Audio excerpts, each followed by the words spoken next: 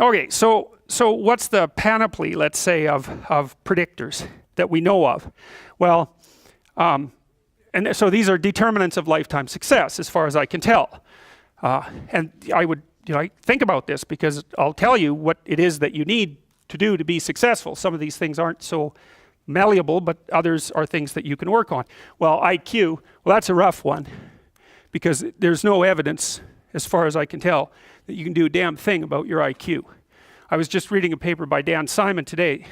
It's a relatively recent review. Dan Simon did the invisible gorilla stuff, and he was looking, because there's all these companies that claim that these online brain training exercises can produce cognitive improvements, and he reviewed the literature again. And I've reviewed that literature like 6 times in the last 15 years, because I keep hoping that someone will crack the problem, but it's always the same answer. It's like, you do brain training games, you get better at the game, a lot better at that game. You get slightly better at similar games, but distal games that are still heavily cognitively loaded doesn't affect your performance at all. Zero, none. So the issue of how to raise IQ, man, that's a killer. No one knows how to do it. I can tell you how to stop your IQ from decreasing as you get older. That's not so bad, because it does that. Fluid IQ decreases from the time you're 20 and pretty rapidly. It's physical health is the best preventative. So exercise, physical exercise. Weirdly enough, you think, well, why? Well, your brain uses oxygen like mad, right? And it needs to be kept clean and well oxygenated. And physical exercise, both like weightlifting, so anaerobic and aerobic exercise, both seem to be very, very effective at staving off cognitive declines across the lifespan. So that's a really useful thing to know, because that's the only thing we know that does that. So then the next best predictor of lifetime success is conscientiousness. Well, so, and of the 2 aspects of conscientiousness, say orderliness and industriousness, the better predictor is industriousness. So the question is, well, what can you do about your industriousness? And the answer to that is, well, that's kind of rough too, because there's a strong genetic component. But you can work on micro habits with regards to your conscientiousness. And I think the best micro habits, this is partly to do with this future authoring program processes, I think the best thing you can do with regards to your conscientiousness is to set up some aims for yourself, goals that you actually value. And the future authoring program helps people do that. And basically, it does a situational analysis it helps you do a situational analysis of your life more than a psychological analysis, I would say. And so the questions are something like, well, all right, you're going to have to put some effort into your life. And you need to be motivated to do that. And so what are the potential sources of motivation? Well, you could think about them in the big 5 manner. If you're extroverted, you want friends. If you're agreeable, you want an intimate relationship. If you're disagreeable, you want to win competitions. If you're open, you want to engage in creative activity. If you're high neuroticism, you want security. Okay, so those are all sources of potential motivation that you could draw on, that you could tailor to your own, your own personality. But then there are dimensions that you want to consider your life across. And so we ask people about, well, if you could have your life the way you wanted it in 3 to 5 years, if you were taking care of yourself properly, what would you want from your friendships? What would you want from your intimate relationship? How would you like to structure your family? What do you want for your career? Well, how are you going to use your time outside of your job? And how are you going to regulate your mental and physical health, and maybe also your drug and alcohol use? Because that's a good place to auger down, because alcoholism, for example, wipes out, 5 to 10% of people. So you want to keep that under control. And then so maybe you develop a vision of what you would like your life to be, and that associates the goal. Well, once the goal is established, and then you break down the goal into micro processes that you can implement. The micro processes become rewarding in proportion, in relation to their causal association with the goal, and that tangles in your incentive reward system. We talked about the dopaminergic incentive reward system, and that's the thing that keeps you moving forward. And the way it works is that it works better if it produces positive emotion when it can see you moving towards a valued goal. Okay, well, what's the implication of that? Better have a valued goal, because otherwise you can't get any positive motivation working out. And so the more valuable the goal, in principle, the more the micro processes associated with that goal start to take on a positive charge. And so what that means is, well, you get up in the morning and you're excited about the day, you're ready to go. And so as far as I can tell, what you do is you specify your long-term ideal. Maybe you also specify a place you want to stay the hell away from so that you're terrified to fail as well as excited about succeeding, because that's also useful. You specify your goal. You do that in some sense as a unique individual. You want to specify goals that make you say, oh, if that could happen as a consequence of my efforts, it would clearly be worthwhile. Because the question always is, why do something? Because doing nothing is easy. You just sit there and you don't do anything. That's real easy. The question is, why would you ever do anything? And the answer to that has to be because you've determined by some means that it's worthwhile. And then the next question might be, well, where should you look for worthwhile things? And one would be, well, you could consult your own temperament. And the other would be, well, you kind of look at what it is that people accrue that's valuable across the lifespan. So you do a structural analysis of the subcomponents of human existence, and I already did that. You need a family, you need friends. Like, you don't need to have all these things, but you better have most of them. Family, friends, career, educational goals, plans for, time outside of work, attention to your mental and physical health, etc. That's what life is about. And if you don't have any of those things, well, then all you've got left is misery and suffering. So that's a bad deal for you. So once you set up that goal structure, let's say, and that's really in many ways that's what you should be doing at university. That's exactly what you should be doing, is trying to figure out who it is that you're trying to be, right? And you aim at that, and then you use everything you learn as a means of building that person that you want to be. And I really mean want to be. I don't mean should be, even those things are going to overlap. And it's important to distinguish between those, because that's partly, and this is back down to the micro-routine analysis. So as I was saying, well, you're going to try to make yourself more industrious. Okay, number one, specify your damn goals, because how are you going to hit something if you don't know what it is? That isn't going to happen. And often people won't specify their goals too, because they don't like to specify conditions for failure. So if you keep yourself all vague and foggy, which is real easy, because that's just a matter of not doing as well, then you don't know when you fail. And people might say, well, I really don't want to know when I fail because that's painful. So I'll keep myself blind about when I fail. That's fine, except you'll fail all the time then. You just won't know it until you've failed so badly that you're done. And that can easily happen by the time you're 40. So I would recommend that you don't let that happen. So that's willful blindness, right? You could have known, but you chose not to. Okay, so once you get your goal structure set up, you think, okay, if I could have this life, it looks like that might be worth living, despite the fact that it's going to be, anxiety provoking and threatening, and there's going to be some suffering and loss involved and all of that. Obviously, the goal is to have a vision for your life such that, all things considered, that justifies your effort. Okay, so then what do? Well, then you turn down to the micro routines. It's like, okay, well, this is what I'm aiming for. How does that instantiate itself day to day, week to week, month to month? And that's where something like a schedule can be unbelievably useful. Google Calendar. It's like, make a damn schedule and stick to it. Okay, so what's the rule with a schedule? It's not a bloody prison. That's the first thing that people do wrong. They say, well, I don't like to follow a schedule. Well, it's like, well, what kind of schedule are you setting up? Well, I have to do this, then I have to do this, then I have to do this, and then I just go play video games, because who wants to do all these things that I have to do? It's like, wrong. Set the damn schedule up so that you have the day you want. That's the trick. It's like, okay, I've got tomorrow. If I was going to set it up so it was the best possible day I could have, practically speaking, what would it look like? Well, then you schedule that. And obviously there's a bit of responsibility that's going to go along with that, because if you have any sense, one of the things that you're going to insist upon is that at the end of the day, you're not in worse shape than you were than at the beginning of the day, right? Because that's a stupid day. If you have a bunch of those in a row, you just dig yourself a hole and then you bury yourself in it. It's like, sorry, that's just not a good strategy. It's a bad strategy. So maybe 20% of your day has to be responsibility and obligation, or maybe it's more than that, depending on how far behind you are.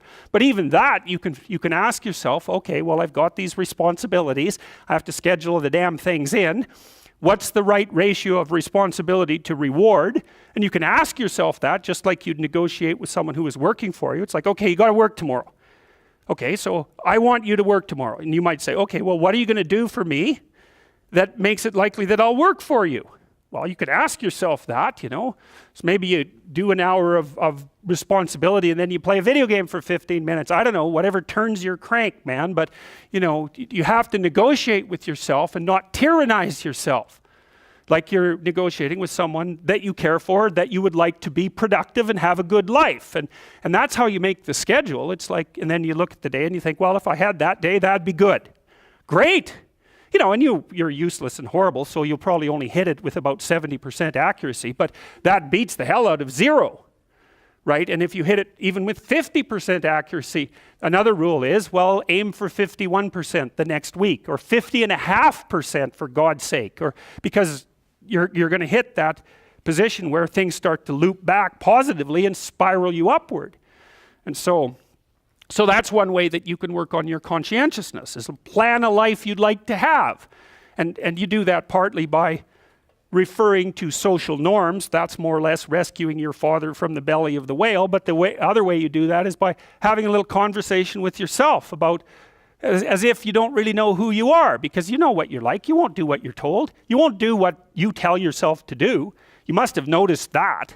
It's like you're a bad employee and a worse boss. And both of those work, you know, for you.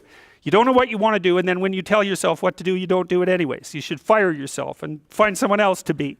But you know, my point is that you have to understand that you're not your own servant, so to speak. You're someone that you have to negotiate with, and you're someone that you want to present the opportunity of having a good life to. And that's hard for people because they don't like themselves very much. So, you know, they're always like cracking the whip and then procrastinating, and cracking the whip and then procrastinating. And it's like, God, it's so boring, and it's such a pathetic way of spending your time. And you know what that's like, because you probably waste like 6 hours a day. And I think we did an economic calculation about that a while back, right? Your time's probably worth $50 an hour, something like that. I mean, you're not getting paid that now, but you're young, and so this is investment time, and what you do now is going to multiply its effects in the future. So let's say it's $50 an hour, which is perfectly reasonable. So if you waste 6 hours a day, and you are, then you're wasting about $2,000 a week, or about $100,000 a year. So like, go ahead, but that's what it's costing you every hour. And you need to know what your damn time is worth. So let's say it's not $50, it's 30, whatever. Maybe it's 100, it's somewhere in that range. One of the things you should be asking yourself is, when you spend an hour, was that, well, what if I paid someone $50 to have had that hour? And if the answer is no, it's like, well, maybe you should do something else with your time. And it depends on whether or not you think that your time's worthwhile. But the funny thing about not assuming that is, if you assume your time isn't worthwhile, what happens is you don't just sit around sort of randomly in a state of responsibilityless bliss. What you do is you suffer existentially. And so that seems like a stupid solution. So, okay, so anyways, as far as I can tell, that's how you can improve your conscientiousness. Outline a goal that you actually would like to hit. And even better, here's something else you can think about when you're negotiating in your life. You could say, if you're kind of pessimistic, you'd say, well, we have to negotiate an agreement. I'd like to walk away not miserable and resentful. Okay, let's call that a baseline. And that's how you're going to negotiate with your wife or your husband. That's a good thing to know. You want to negotiate so that you don't walk away miserable and resentful, because that makes you hostile, and then you'll work to hurt them. And I would say that's unless you want to hurt them, and then of course they'll happily return the favor. If you want to exist in a place where you're basically hitting each other in the head repeatedly for 30 years, you go right ahead. But I wouldn't say that that's a particularly good way of living. So you might say, well, the minimal precondition for a successful negotiation is that you don't walk away resentful and angry. And so that's also how you know when you have something to say to someone. Because the rule has to be, if you're going to walk away resentful and angry, you've got something to say. Doesn't mean you're right, by the way. But it does mean that you have something to say. But it's kind of a low bar, you know. Like, if I wanted to live with you for 30 years, maybe we should say, how about we walk away from our mutual negotiations thrilled? Well, why not? You know, you got to aim for something. You could aim for that. You want to negotiate with your boss for a new salary. You might think, okay, I've got this damn job. How much would I have to be paid so I'd be so bloody excited to go to work I could hardly stand it? Well, you could at least know what that number is. And then you could go there and say, well, look, you know, You like to have me around? I've been doing some thinking. I think if you paid me this amount of money, I'd be so thrilled to go to work that you could hardly even keep me away from here. And your boss might think, wow, I'd actually really like to have someone around who'd be so thrilled to work that I can't get rid of them. It's like, maybe I can't give you all of that. I'll give you 75%. Maybe we can renegotiate it in a year. It's like, hey, good deal. Or you can, be some weaselly coward and go in there and snivel about how awful your life is and walk away barely able to tolerate the outcome of the negotiation. It's like, I wouldn't recommend that. And it's funny because I've watched people do this repeatedly in my clinical practice, because we plan all the time, because the rule is you're going to come and see me, I'm going to try to help you figure out how to have the life that you want to have. And we're going to think about that strategically. So you're making $50,000 a year right now, maybe you should be making $150,000 in 3 years. And they think, well, that couldn't happen. It's like, not with that attitude, that's the first thing. It's like, no, that's not going to happen. If you don't ask people for the damn money, if you don't look for a better job, but they're going to come along and just shovel a boat full of money at you. It's like, no, that's not going to happen. But why is that impossible? You look at you people in here. It's like, what the hell is wrong with you? Nothing. So you can probably have what you want if you could figure out what the hell it was, and then you diligently pursued it. So, and then maybe you wouldn't whine about being alive. That'd be good, because people who whine about being alive are dangerous to themselves and other people. So you might think, I can have what I want, but you better well figure out what it is. And you can't just wait for the, have what you want fairy to show up at your doorstep and grant it, because obviously that's not going to happen. So okay, conscientiousness. Well, we talked about how you could improve that. Social networking. That's another big deal. It's one of the advantages that older people have over younger people. And so, for example, now that I'm in my 50s, roughly speaking, I know a bunch of other people who are, relatively well positioned in the dominance hierarchy, and they know all sorts of people. And so when I go to one of them and say, can you do X, or do you know X? They say no, but I know someone who can. And that's a huge advantage. So another thing that you want to think about as you move through life, and this is that use your ability to network properly. And that doesn't mean schmooze, and it doesn't mean go out and impress people. That's all just complete bloody rubbish. It means you try to surround yourself with people who are competent in multiple different dimensions, and you maintain your relationships with them. And that's a trading relationship too, right? It involves reciprocity. But it's a huge advantage. A social network is a huge advantage, and that's something extroverted people can be really good at, because they have that sort of social ability. And that goes along with the ability to sell. So another place that you can pick up power, and power for the good, for the right things, is to consciously develop and maintain your social networks. And that also means, well, let's talk about friendships for a minute. Here's how you know if someone's your friend. A, you can tell them bad news, and they'll listen. They won't tell you why, you're stupid and why that bad thing happened to you, and how something worse happened to them once, and, derail the whole conversation. You can actually tell them bad news, and they'll listen. So that's a good thing. And then, this is a weirder thing, you can tell them good news, and they'll help you celebrate. And that's a really good way of deciding who you should have around you, because if you have someone around you, something good happens to you, and you're kind of afraid to even admit it because, God, something good happened to you, it's like, you let that be known and it'll certainly be taken away. So, you come out and you sort of tell someone half-heartedly that something good happened to you, and they give you a whack, and then talk about, the great thing that happened to them 3 years ago, or worse, the great thing that happened to someone that they knew 3 years ago. It's like, go away from that person. They're not helpful to you, and they're not helpful to themselves either. And so you want to surround yourself, you got to think about this. You got to surround yourself with people who want the best for the best part of you. You can hang around with weasels and losers that are trying to pull you down to justify the fact that they're spiraling downhill as well. And the upside of that is you don't have to have any responsibility, and you can all whine about how wretched life is, so that's pretty attractive. But I would say it's also a bad medium to long-term plan. And so it's acceptable and desirable to try to surround yourself with people who are facilitating your development. And you might say, well, I've got people around, I know them well, they're not doing that well, and they don't fit into that category. It's like, what's your point? What are you going to do with them exactly? If they'll listen and cooperate with you and move towards a better future, great. If they don't pay any attention and they keep doing the same damn things over and over and they're not going anywhere and it's painful, then maybe the proper thing to do is say, you just have your misery. I'll go off and have my life. And maybe you'll wake up at some point in the future and think that's a better way of being. Because just putting up with it is, well, they call that enabling, right? You put up with that sort of behavior, you're providing tacit consent for it and even tacit approval. It's like, it's a bad idea. You have, I would say, both the right and the responsibility to surround yourself with people who are good for the best part of you. And that's not the same as, I don't have to elaborate on that. You can figure out what that means. Skills, that's another thing you can do if you want to increase your probability of success. Every time you have an opportunity to take an opportunity that would provide you with a new skill, do it, right?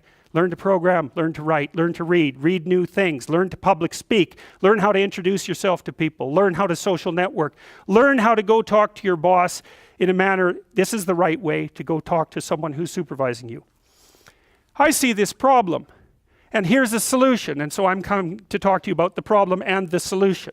It's like that person is going to want to talk to you a lot. It's like because the other people they're talking to are going to come and say, I've got a problem. Can you do something about it? It's like they don't want to do something about it. They already got 50 things to do, So if you're the person who constantly brings forth a problem, even if they're accurate problems, why are they going to want to have you around? You're just another problem. Don't be a problem for the people who want to give you money. That's a good rule of thumb, man.